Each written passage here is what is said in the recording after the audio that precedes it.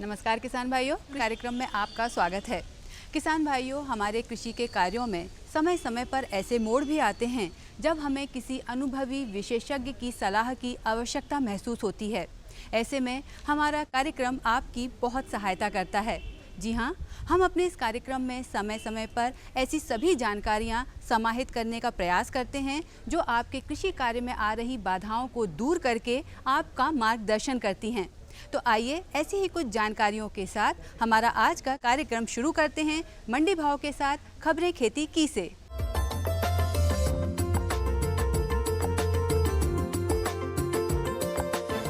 नमस्कार किसान भाइयों, खबरें खेती में आपका स्वागत है। आइए नजर डालते हैं आज की खास खबरों पर। लाभकारी प्रधानमंत्री कृषि सिंचाई योजना, कृषि उपकरण अब ऑनलाइन मिलेंगे। मसूर को कटुआ इल्ली से बचाएं, गेहूं की फसल का दीमक से बचाव और मिट्टी नमूना लेने में ध्यान देने योग्य बातें। प्रदेश के ग्राम स्तर पर हर खेत को पानी उपलब्ध करवाने के उद्देश्य से प्रधानमंत्री कृषि सिंचाई योजना क्रियान्वित की जा रही है। उपलब्ध जल का बेहतर प्रबंधन एवं विभिन्न तरीकों को अपनाकर जल संरक्षण करना योजना की प्रमुख विशेषता है। योजना के प्रमुख घटक वृहद एवं मध्यम सिंचाई परियोजनाओं को समय से पूरा करना, पर क्रॉप मोर ड्रॉप एवं जल ग्रहण क्षेत्र विकास है। प्रधानमंत्री कृषि सिंचाई योजना के प्रथम चरण में प्रदेश के 22 जिलों का चयन किया गया है। चयनित जिलों में छिंदवाड़ा, डिंडोरी, नरसिंहपुर, दमोह, सागर, टीकमगढ़, रीवा, सीधी, अनूपपुर, अशोकनगर, श्योपुर, अलीराजपुर, बड़वानी, इंदौर, धार, नीमच, उज्जैन, देवास, विदिशा, राजगढ़, सीहोर एवं बैतूल हैं। कृषि उपकरणों पर अनुदान प्राप्त करने के लिए किसानों को अब ऑनलाइन पंजीयन कराना होगा। किसान कल्याण एवं कृषि विकास विभाग द्वारा किसानों को विभिन्न कृषि यंत्रों को अनुदान पर उपलब्ध कराने की व्यवस्था में पारदर्शिता लाने हेतु ऑनलाइन अनुदान व्यवस्था लागू की जा रही है। ऑनलाइन व्यवस्था के अंतर्गत डीजल एवं विद्युत pump, sprinkler, pipeline, rotavator, tractor, seed drill, reaper cum binder, स्वचालित रीपर एवं समस्त कृषि यंत्रों का पंजीयन कृषि विभाग की वेबसाइट www.mpfsts.mp.gov.in के माध्यम से किया जाएगा। मसूर की फसल को कटुआ इल्ली से अत्यधिक नुकसान होता है। इस कीट का प्रकोप रात्रि के समय अधिक होता है। इल्लियां पीले हरे से गहरे भूरे रंग की होती हैं। इल्ली पौधों को रात्रि के समय जमीन की सतह से काटती हैं और उगते हुए पौधों को अथवा बढ़ती हुई शाखाओं को काटकर नुकसान पहुंचाती हैं। इसके नियंत्रण के लिए 20 किलोग्राम कार्बोरिल 10% या पैराथियान डस्ट 2% प्रति हेक्टेयर या कार्बोरिल घुलनशील 0.25% का छिड़काव करना चाहिए। दीमक से गेहूं की फसल को अत्यधिक नुकसान होता है। यह कीट फसल उगने से कटने तक की अवस्था में कभी भी नुकसान कर सकता है। इसका प्रकोप प्रमुख रूप से हल्की असिंचित, अर्धसिंचित, बलुआ मिट्टी एवं असिंचित फसल पर व अधिक तापमान की अवस्था में अधिक होता है। यह गेहूं के पौधे को जड़ से खाकर तने के अंदर तक जाता है। दीमक से बचाव हेतु बीजोपचार करके बोनी करनी चाहिए। खड़ी फसल में क्लोरोफाइरिफास कीटनाशी 4 लीटर 20 से 25 किलोग्राम रेत में मिलाकर डालना चाहिए। ध्यान रखें कि उक्त कीटनाशक छिड़कते समय खेत में नमी का होना आवश्यक है। मिट्टी की सेहत अच्छी रखने के लिए मिट्टी परीक्षण करवाना अत्यंत ही आवश्यक है। मिट्टी नमूना लेते समय कुछ आवश्यक बातों का ध्यान रखना जरूरी है। गीली मिट्टी से मिट्टी नमूना नहीं लेना चाहिए। खेत में अधिक ऊंची व अधिक नीची जगह से नमूना नहीं लेना चाहिए। पुरानी मेड़, कंपोस्ट के गड्ढे या खाद डाले गए स्थान से भी नमूना ना लें। पेड़ तथा सड़क के किनारे व नाली के पास से नमूना नहीं लेना चाहिए। मृदा की किस्म भिन्न हो तो फसल में कोई रोग हो तो मृदा के नमूने अलग अलग एकत्रित करने चाहिए। खड़ी फसल से नमूना ना लें। फसल के बुवाई के लगभग 1 से 1.5 माह पूर्व ही मृदा नमूने परीक्षण हेतु प्रयोगशाला में भेज देने चाहिए। तो किसान भाइयों, खबरें खेती में फिलहाल इतना ही और चलते चलते एक नजर डालेंगे आज के मंडी भाव पर। साथ ही मुझे दीजिए आज्ञा। नमस्कार।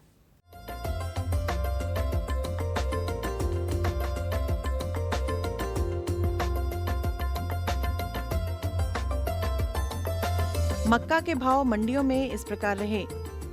बैतूल में न्यूनतम भाव 1300 रुपए प्रति क्विंटल, अधिकतम भाव 1390 रुपए प्रति क्विंटल।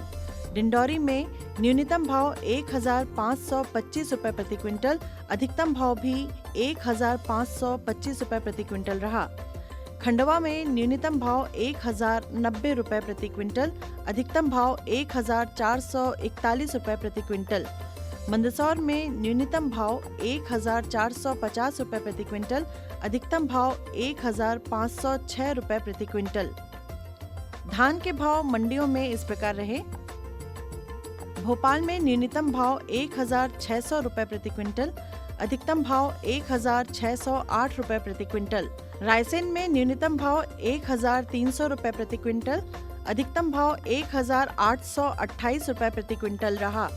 उदयपुरा में न्यूनतम भाव 1560 रुपए प्रति क्विंटल, अधिकतम भाव 1750 रुपए प्रति क्विंटल। डिंडौरी में न्यूनतम भाव 1410 रुपए प्रति क्विंटल और अधिकतम भाव भी 1410 रुपए प्रति क्विंटल रहा।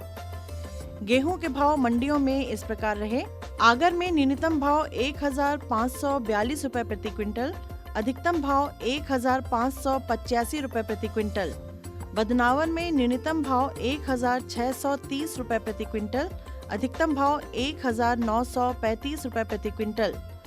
ब्यावरा में न्यूनतम भाव 1575 रुपए प्रति क्विंटल, अधिकतम भाव 1765 रुपए प्रति क्विंटल। बीना में न्यूनतम भाव 1550 रुपए प्रति क्विंटल, अधिकतम भाव 2375 रुपए प्रति क्विंटल रहा।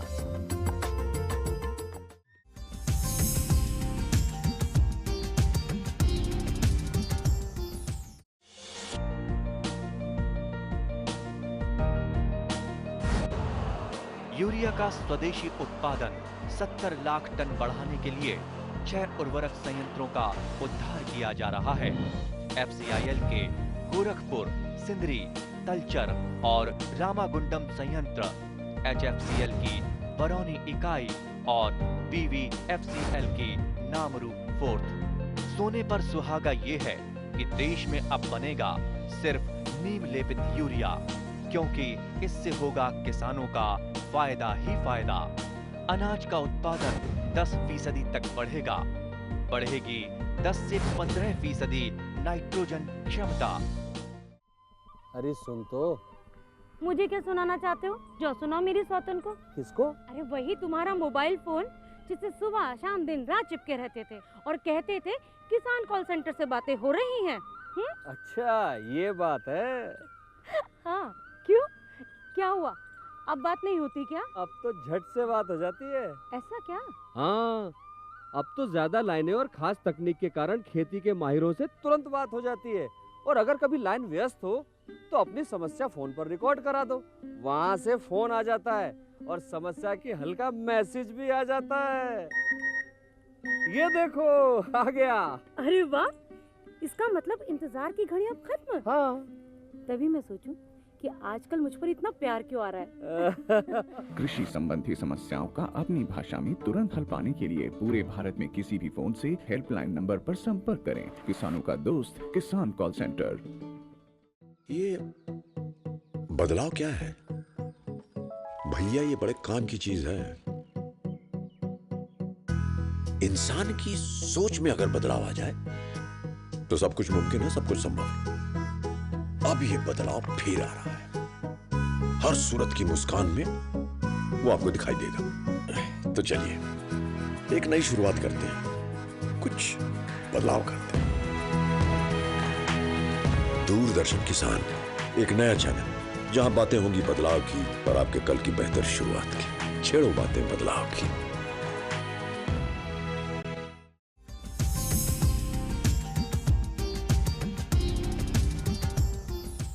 किसान भाइयों, रबी का मौसम चल रहा है।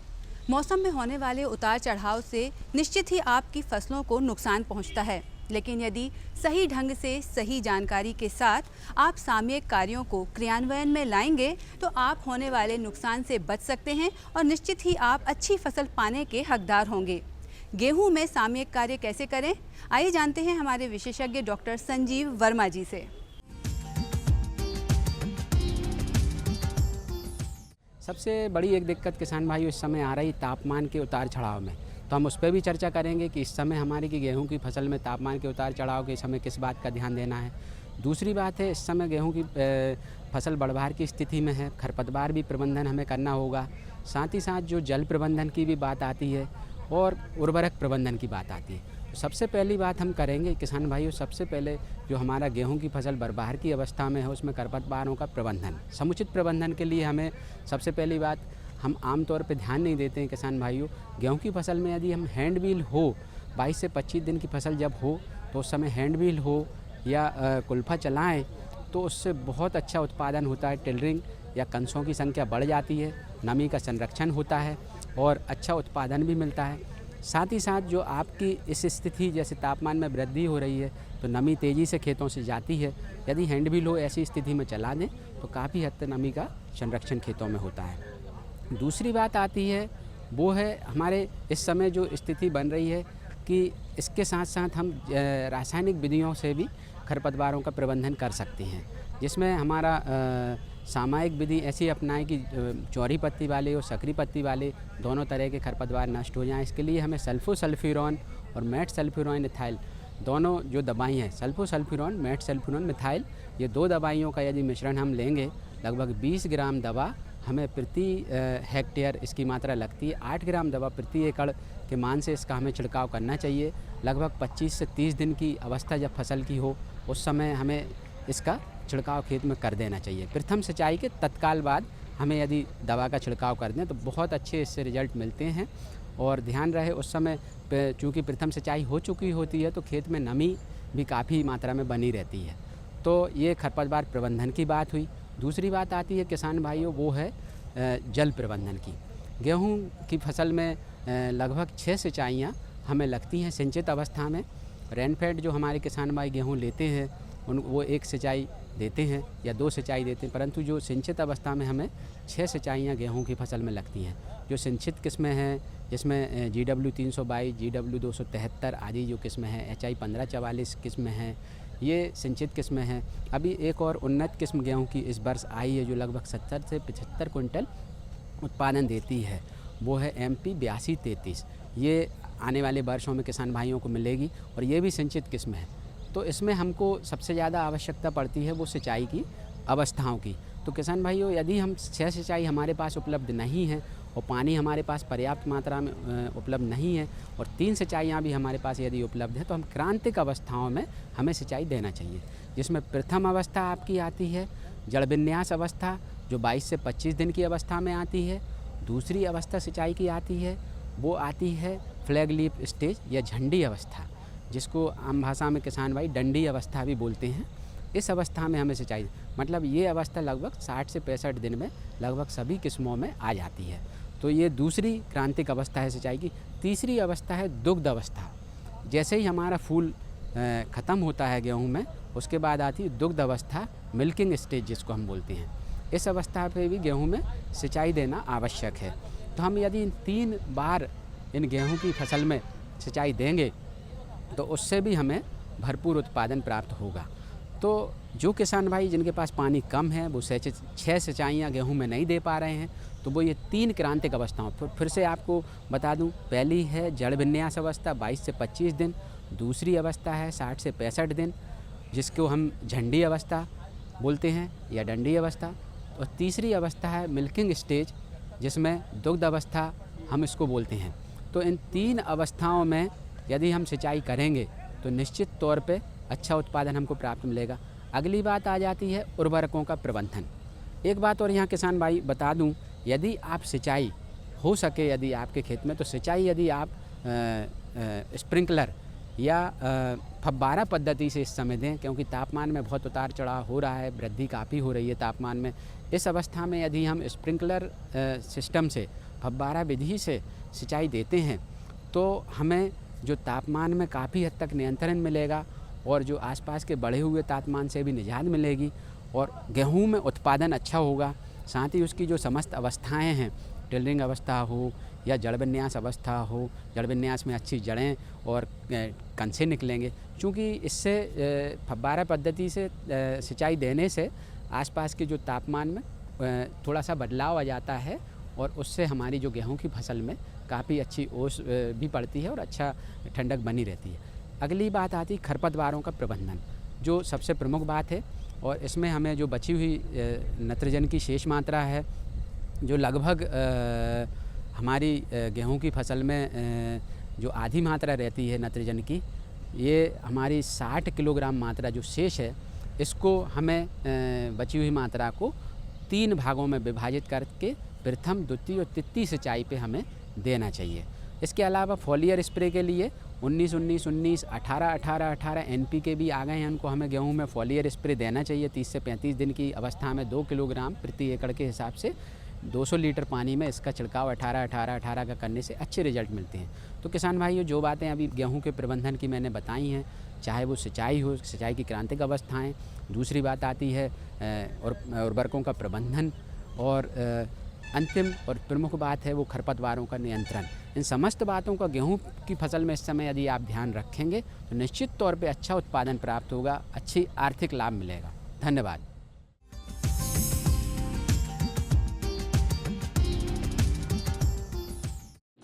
किसानों से होंगे सवाल, देंगे सटीक जवाब, तो जीतेंगे किसान कप। किसानों का खुला मंच, नजर रहेगी कृषि वैज्ञानिकों की। गोबर की खाद में हमारे सूक्ष्म पोषक तत्व भी होते हैं। किसान प्रश्न मंच, गुरुवार शाम 7:30 पर। डीडी किसान, बदलते भारत की शान।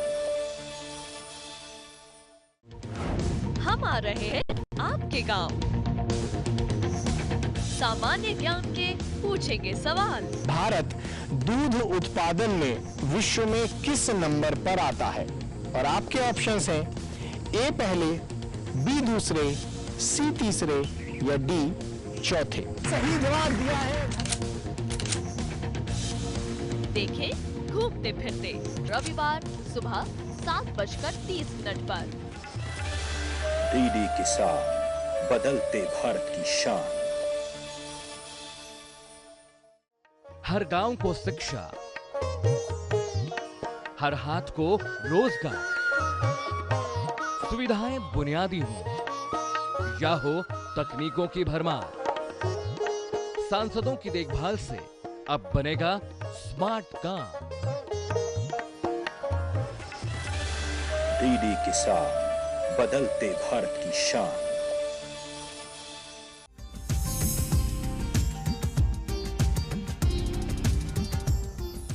किसान भाइयों, जैसा कि आप जानते ही हैं कि कृषि का व्यवसाय पूर्ण रूप से मौसम पर आधारित होता है।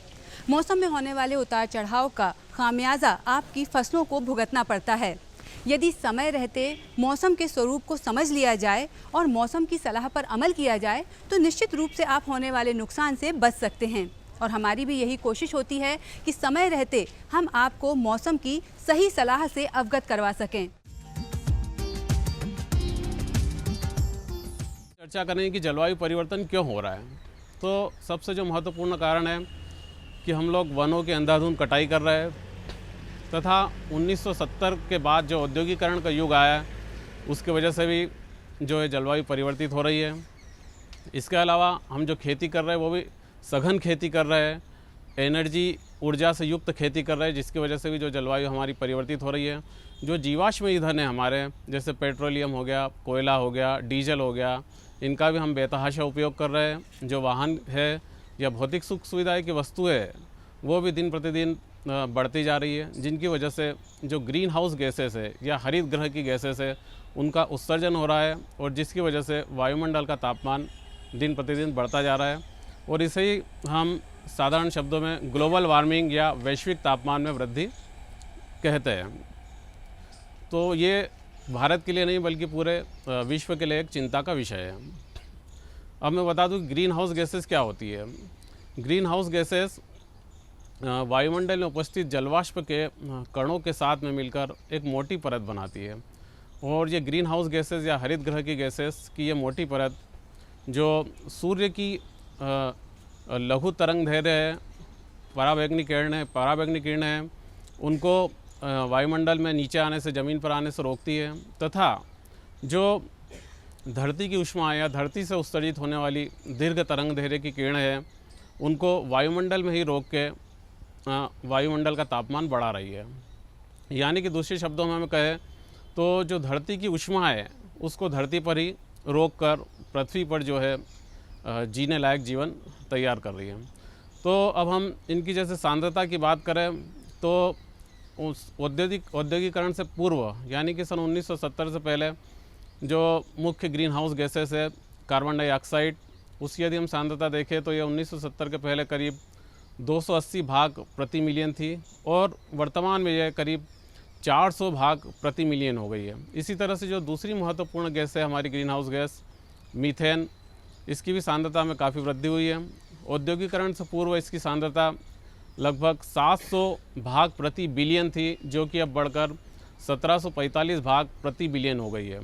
इसी तरह से जो दूसरी ग्रीन हाउस गैसेस है या हरित गृह गैसेस है आपकी क्लोरोफ्लोरोकार्बन्स और परफ्लोरोकार्बन्स, नाइट्रस ऑक्साइड, इनकी भी सांद्रता में बेतहाशा वृद्धि हो रही है, जिससे कि वायुमंडल का तापमान दिन प्रतिदिन तेज़ी से बढ़ता जा रहा है।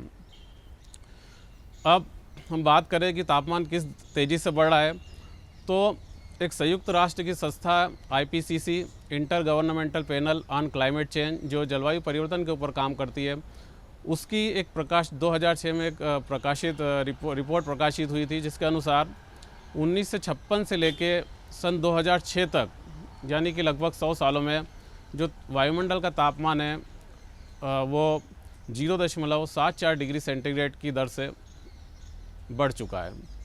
तथा रिपोर्ट में यह भी लिखा गया है कि जो आगामी 2100 तक है जो तापमान है उसमें लगभग 2 से 4% तक की बढ़ोतरी दर्ज की जा सकती है। तो इतना ज़्यादा तापमान का बढ़ना वाकई में पूरे विश्व के लिए एक चिंता का विषय है। कोपेनहेगन में एक जलवायु परिवर्तन के संबंध में 2009 में सम्मेलन आयोजित हुआ था, जिसमें ग्लोबल क्लाइमेट इंडेक्स रिस्क करके मतलब एक सूची जारी की थी उन देशों की जिनको जलवायु परिवर्तन से सबसे ज़्यादा खतरा है। तो उस सूची में जो भारत है, हमारा देश है, वो प्रथम 10 देशों के अंतर्गत है। तो अब हम चर्चा करें कि जलवायु परिवर्तन से हमारी जो कृषि है वो किस तरह से प्रभावित हो सकती है। तो भारतीय कृषि अनुसंधान परिषद की एक अध्ययन रिपोर्ट के अनुसार यदि वायुमंडल का तापमान 1 डिग्री सेल्सियस बढ़ता है तो हमारी जो धान है मुख्य फसल, उसकी उत्पादकता में लगभग 5 से 8% की गिरावट दर्ज की जाएगी। यदि 2 डिग्री सेल्सियस वायुमंडल का तापमान बढ़ता है तो जो धान की उत्पादकता है वो लगभग 10 से 11% तक दर्ज की जाएगी। यदि हमारा तापमान वायुमंडल का 4 डिग्री सेल्सियस तक दर्ज किया जाता है बढ़ोतरी, तो हमारी जो धान की उत्पादकता है वो करीब 20 से 31% तक घट जाएगी। इसके साथ ही साथ हमारी जो समस्त कृषि क्रिया है वो भी मौसम पर निर्भर है, जलवायु पर निर्भर है। मतलब किसी भी फसल की सफलता विफलता उस स्थान की जलवायु और मौसम पर निर्भर करती है। इसके अलावा जो हमारी मृदा है उसमें भी नमी की कमी आएगी, लवणता बढ़ेगी, जो कार्बन का अपघटन है वो भी बढ़ेगा तथा हमारी जो भूमि है वो धीरे धीरे ऊसर होती जाएगी। इसके अलावा जो कीट है या रोग है उन पर भी काफ़ी दुष्परिणाम देखने को मिलेंगे, इनकी क्रियाशीलता में भी वृद्धि होगी तथा जो हमारी फसलें हैं उनके समय काल में भी परिवर्तन होगा, पुष्पन से लेकर फलन तक आदि में परिवर्तन आएगा तापमान के बढ़ने से। तो अब सवाल ये उठता है कि जलवायु परिवर्तन के प्रकोप से बढ़ने के लिए हम क्या कर सकते हैं। सबसे पहला तो जो शुष्क खेती है वहाँ पर हम वर्षा जल का संचय करें, जो मृदा का कटाव है हम लोग उसको रोकें। एक शब्द आता है संरक्षित खेती, कंजर्वेशन एग्रीकल्चर, जिसमें कि पर्यावरण संरक्षण की पद्धतियों का इस्तेमाल करके खेती की जाती है, जैसे कि शून्य जुताई पद्धति, आपका स्थायी मल्चिंग, क्रॉप रोटेशन या जिसे फसल विविधता कहते हैं, उनका प्रयोग हमें करना चाहिए। नरवाई को नहीं जलाना चाहिए, नरवाई का हम लोग भूसा बना लिया, उसका प्रबंधन करें किसी भी तरह से, क्योंकि नरवाई के भी जलने से जो ग्रीन हाउस गैसेस है वो काफ़ी मात्रा में उत्सर्जित होती है। इसके अतिरिक्त जो जीवाश्म ईंधन है उनका प्रयोग हम लोग कम करके जो अक्षय ऊर्जा के स्रोत है जैसे सोलर फोटोवोल्टाइक पंप, सोलर ऊर्जा से चलने वाले उपकरण, उनका हम लोग खेती में ज़्यादा से ज़्यादा प्रयोग करें, ज़्यादा से ज़्यादा इनका उपयोग करें, जिससे कि जो जलवायु परिवर्तन का जो भविष्य का खतरा है उससे हम लोग अपनी खेती को बचा सकें।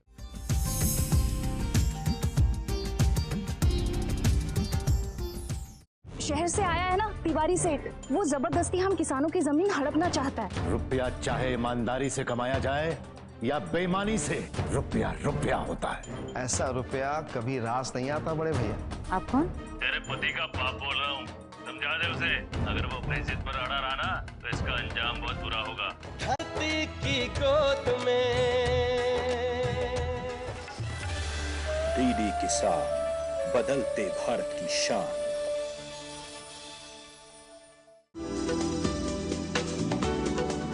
कौन जाने कब क्या होगा, मॉनसून का मिलेगा साथ या दिखाएगा बेरुखी, बादल गरजेंगे या बरसेंगे भी। ना हो परेशान, क्योंकि हम बताएंगे बदलते मौसम के पल पल का हाल। देखिए मौसम खबर सोमवार से शनिवार सुबह 8:30 पर। डीडी किसान, बदलते भारत की शान।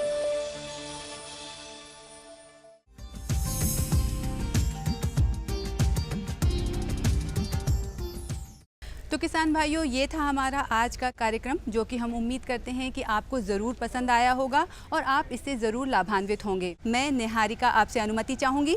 नमस्कार।